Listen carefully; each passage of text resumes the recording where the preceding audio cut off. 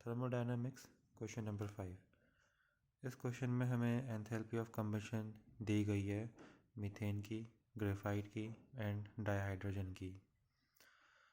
Methane की enthalpy of combustion -890.3 kilo joule per mole है, graphite की -393.5 किलो जूल पर मोल है and dihydrogen की -285.8 किलो जूल पर मोल है।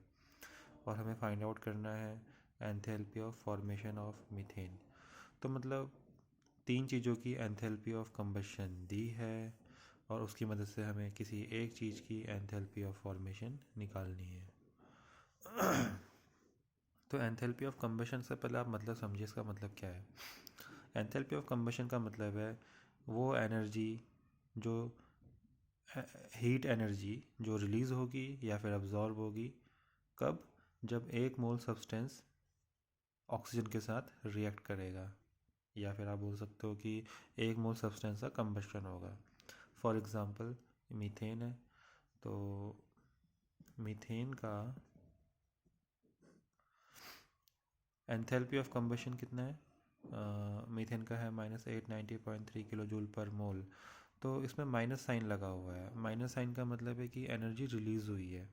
तो इसका मतलब है कि एक मोल मीथेन जब जलेगा, एक मोल मीथेन का जब कंबशन होगा ऑक्सीजन के साथ, तो इतनी एनर्जी रिलीज़ होगी। तो सबसे पहले हम रिएक्शन लिखेंगे, केमिकल रिएक्शन। तो दो चीज़ों का ध्यान रखना है हमको कि सब्सटेंस जो रिएक्शन होनी चाहिए वो बैलेंस होनी चाहिए। दूसरी, सब्सटेंस जो होना चाहिए जिसका कंबशन आप शो कर रहे हो वो 1 मोल होना चाहिए, 1 मोल। तो मीथेन का कंबशन हमको शो करना है तो 1 मोल मीथेन लेनी पड़ेगी। तो CH4 gas plus oxygen gas gives you. तो मीथेन का जब कंबशन होता है तो क्या प्रोड्यूस होता है? CO2 गैस प्रोड्यूस होता है और वाटर प्रोड्यूस होता है। तो नंबर 1, रिएक्शन बैलेंस होनी चाहिए। नंबर 2, जिसका आप कंबशन शो कर रहे हो उसकी क्वांटिटी 1 मोल होनी चाहिए। तो ये हो गई आपकी कंबशन की रिएक्शन, ठीक है। तो तो यहाँ पे ऑक्सीजन 2 है, तो यहाँ पे 2, तो यहाँ पे 2 लगा दिया और यहाँ पे भी 2 लगा दिया, तो ऑक्सीजन हो गए 4, हाइड्रोजन हो गए 4। तो अब ये रिएक्शन बैलेंस है और मीथेन की क्वांटिटी कितनी है? 1 मोल, ठीक है। और इसकी एंथैल्पी कितनी है? -890.3, तो वो भी लिख लिया और यहाँ नीचे लिख लेते हैं।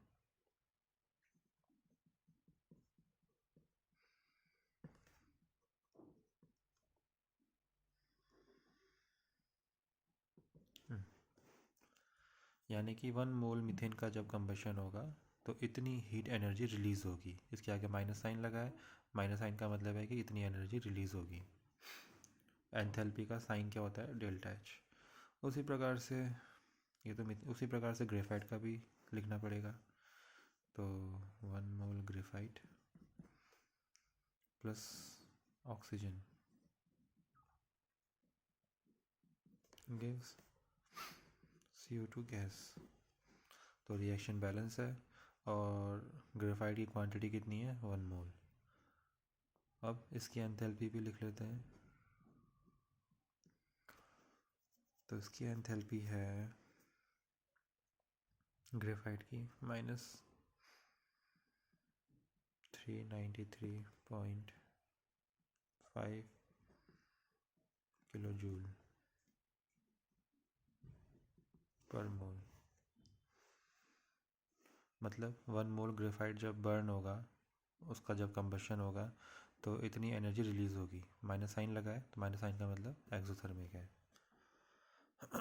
उसी प्रकार डाईहाइड्रोजन गैस, उसका भी रिएक्शन लिख लिया।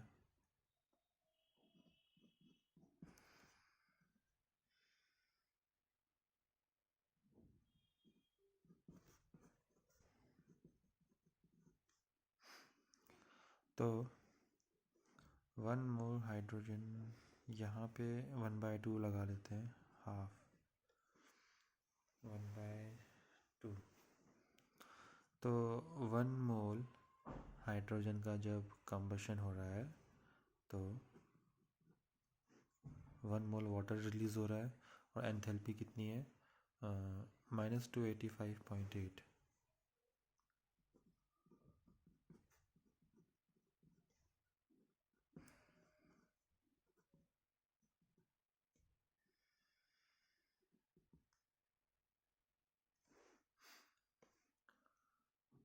ठीक है, तो मीथेन का, ग्रेफाइट का और हाइड्रोजन का एंथैल्पी ऑफ कंबशन तैयार है।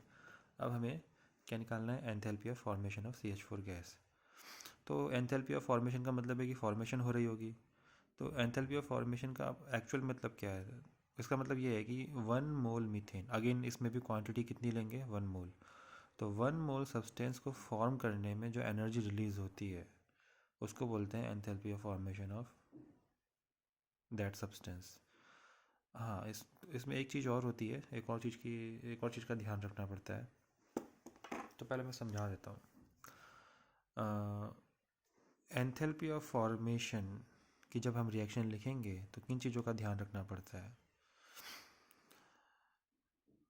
हमें सबसे पहली चीज़ इस चीज़ का ध्यान रखना है कि हमें उस सब्सटेंस को फॉर्म करना है with the help of its constituent elements. CH4 के कंस्टिट्यूएंट एलिमेंट्स कौन है? कार्बन प्लस और हाइड्रोजन, दो ही एलिमेंट्स दिख रहे हैं ना यहाँ पे। That's it. इन दोनों की मदद से हमें क्या प्रोड्यूस करनी है? CH4। तो एंथैल्पी ऑफ फॉर्मेशन लिखते वक्त, इस रिएक्शन लिखते वक्त, फॉर्मेशन की जब आप रिएक्शन लिखोगे तो एक चीज़ का ध्यान रखना है। पहली चीज़ क्या? कि जो रिएक्टेंट होंगे वो क्या होंगे? Constituent elements. जिसको भी आप फॉर्म कर रहे हो, यहाँ पे हम मीथेन को क्रिएट कर रहे हैं, तो उसके कंस्टिट्यूएंट एलिमेंट्स। तो और बस रिएक्टेंट में वो सिर्फ वही होने चाहिए और कुछ नहीं होना चाहिए। और दूसरी बात आपको ये ध्यान में रखनी है कि मीथेन की जो क्वांटिटी है, जिस चीज़ को आप क्रिएट कर रहे हो, उसकी क्वांटिटी कितनी होनी चाहिए? 1 मोल। 1 मोल। तो यहाँ पे CH4 कितना है? 1 मोल है। और उसको बैलेंस कर लो, यहाँ पे 2 लगा दो।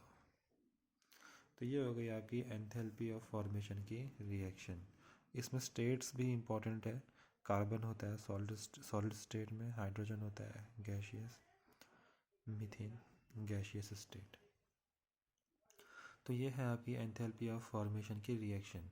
हमें इसका एंथैल्पी, ये है आपकी क्या फॉर्मेशन जो है CH4 के फॉर्मेशन की reaction.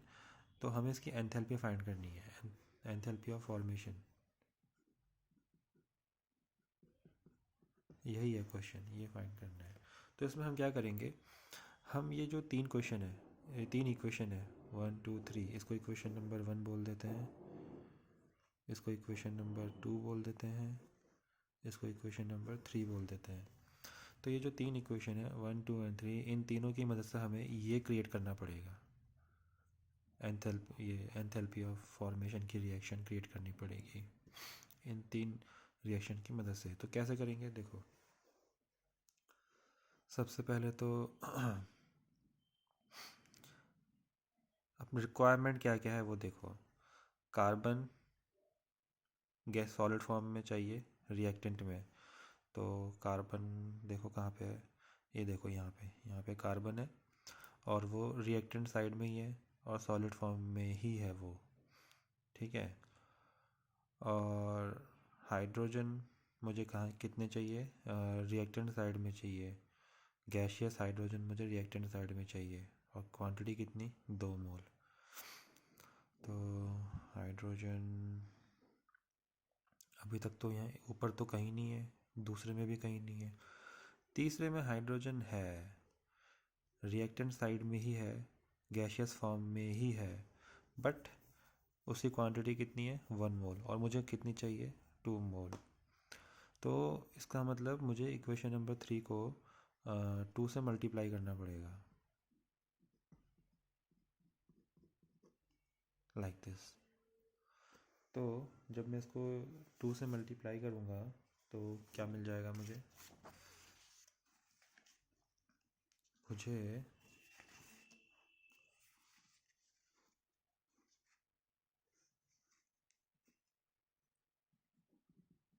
2H2 gas plus half into 2 1 होता है, तो O2 गैस गिव्स 2H2O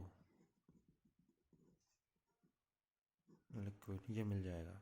अब क्योंकि इक्वेशन नंबर 3 को 2 से मल्टीप्लाई किया था तो एंथैल्पी भी डबल हो जाएगी, तो जो नई वाली एंथैल्पी है वो हो जाएगी -285.8 का डबल। तो डबल करके कितना आ जाएगा, -571.6 किलो जूल पर मोल। तो इसका हमने डबल कर दिया, -285.8 को 2 से मल्टीप्लाई कर दिया। इसको इक्वेशन नंबर 4 बोल देते हैं। तो हमारी जो रिक्वायर्ड रिएक्शन थी जो हमको लानी थी वो कौन सी है, ये वाली है।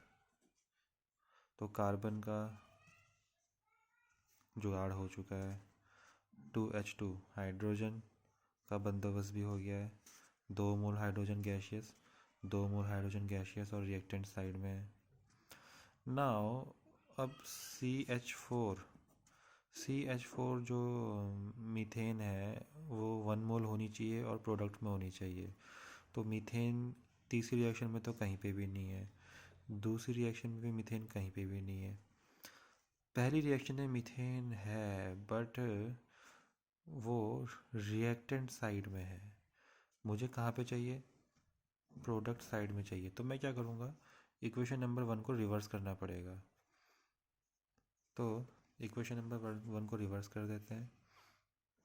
तो जो रिएक्टेंट है वो प्रोडक्ट साइड आ जाएंगे और जो प्रोडक्ट है वो रिएक्टेंट साइड चले जाएंगे।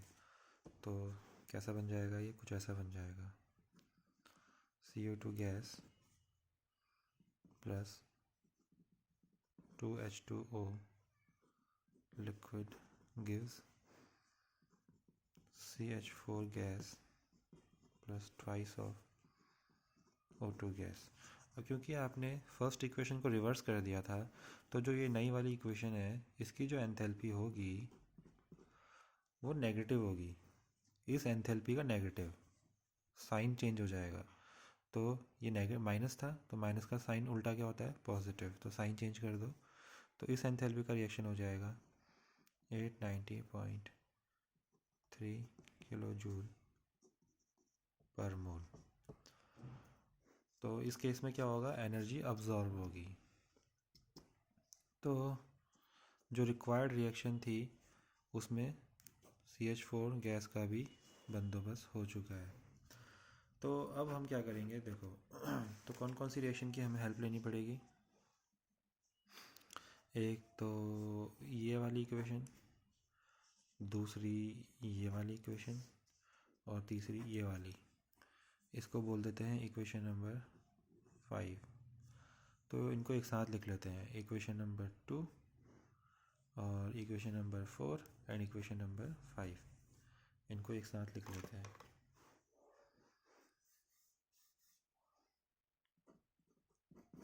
पहले इक्वेशन नंबर 2 लिख लेते हैं,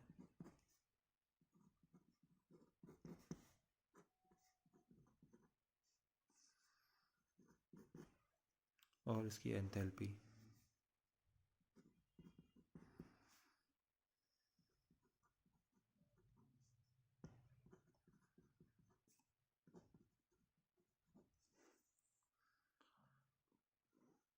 ये कौन सी इक्वेशन थी, ये थी इक्वेशन नंबर 2। और फिर इक्वेशन नंबर 4। तो इक्वेशन नंबर 4 एंड 5 ऑलरेडी लिखे हुए हैं तो छोड़ो, दोबारा लिखने की ज़रूरत नहीं है। तो इक्वेशन 4, 5 एंड 2, और ये जो थी ये रिक्वायर्ड रिएक्शन है, ये हमको क्रिएट करनी है, ये हमको लानी है इन तीनों की मदद से। तो अब इनको ऐड कर दो,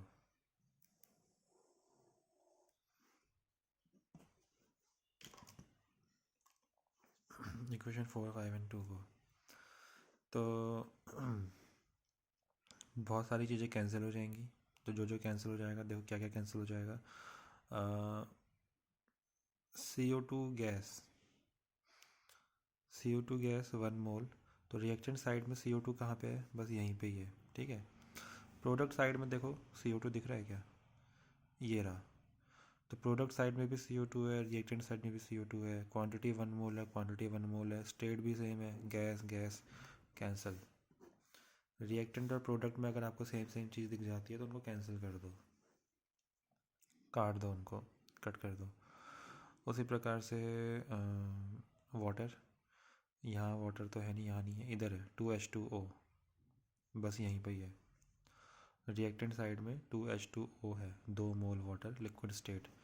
प्रोडक्ट में आ जाओ, प्रोडक्ट में इधर तो नहीं है, इधर भी नहीं है, इधर भी नहीं है, यहाँ पे है 2 मोल वाटर 2H2O, स्टेट भी सेम है, लिक्विड लिक्विड, कैंसिल कर दिया।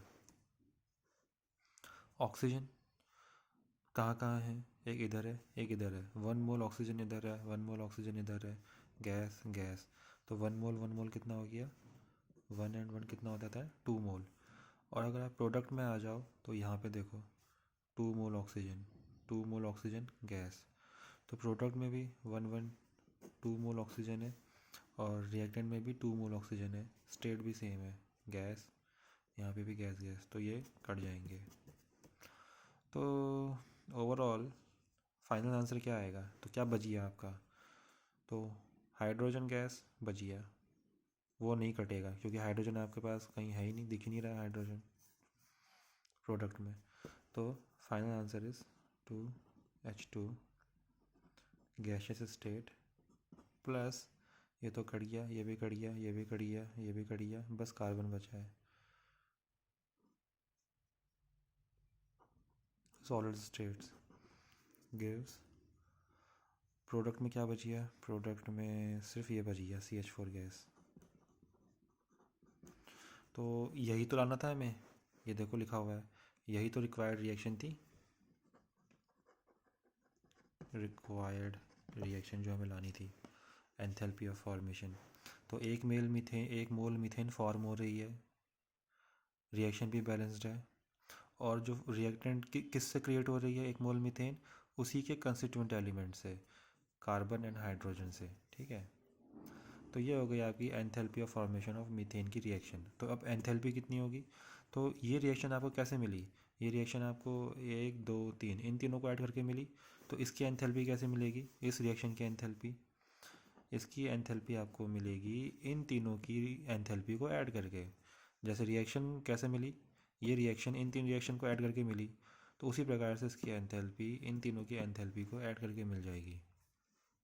तो इसको ΔH1 बोल देते हैं, इसको ΔH2 बोल देते हैं, इसको ΔH3 बोल देते हैं। तो ΔHF equal to ΔH1 plus ΔH2 plus ΔH3। तो कितना हो जाएगा ये? -571.6 प्लस ΔH2 कितना है? 890.3, और ΔH3 कितना है? -393.5, लाइक दिस। अब इनको ऐड कर देते हैं, तो इनको ऐड करके आ जाएगा -74.8 किलो जूल पर मोल। तो this is our answer, enthalpy of formation of methane. यानी कि 1 मोल मीथेन को अगर आप क्रिएट करोगे किसकी मदद से? उसी के कंस्टिट्यूएंट एलिमेंट्स की मदद से, तो जो एनर्जी जो होगी वो रिलीज़ होगी, माइनस साइन लगा हुआ है तो मतलब रिलीज़ होगी। और कितनी एनर्जी रिलीज़ होगी? 74.8 किलो जूल, यानी कि एक्सोथर्मिक रिएक्शन है।